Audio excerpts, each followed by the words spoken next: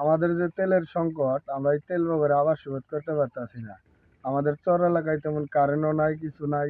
ছোটো মোটো বাজার ঘাটে তেলও পাই না। আমাদের আবাদ করা খুব কঠিন হয়ে গেছে গা।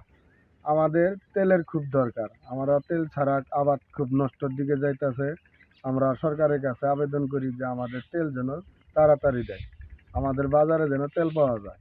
আমরা বকসুন যে পাম্প হয়েছে একটা, তেল এনে দেয়, তেল তো 10 কেজি তেল দেয়, আর একদিন দিয়ে তার 5 দিন দেয় না। এই কাস্টমার তো এই দোকানে 10 কেজি তেল নিয়ে তো কদিনে 2 দিনে দিলে সারা হয়ে যায়, তার তো তেল পাওয়া যায় না। তাহলে কি ব্যবস্থা করার দরকার তাড়াতাড়ি, কাস্টমার ঘুরে জায়গা, এটা আর কিভাবে কি করা যাবে তাড়াতাড়ি আপনারা ব্যবস্থা করে দেন।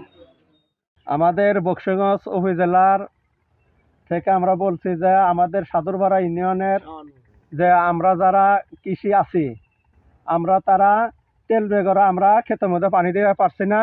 আর আমাদের সাদুরপাড়া থেকে বক্সিগঞ্জ হচ্ছে একটি তেলের পাম্প 10 কিলোমিটার ফাঁকে। আমরা যদি এই তেল যদি আনতে যাই, আমরা যা তেল পাই না, এবং আঙ্গর যাতায়াত 100 টাকা করে খুচরা হয়।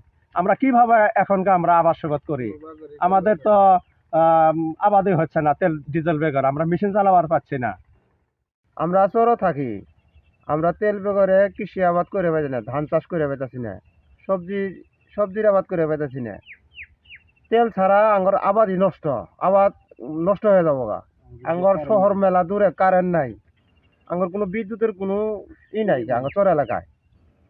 আঙ্গর তেল ছাড়া চলবো না।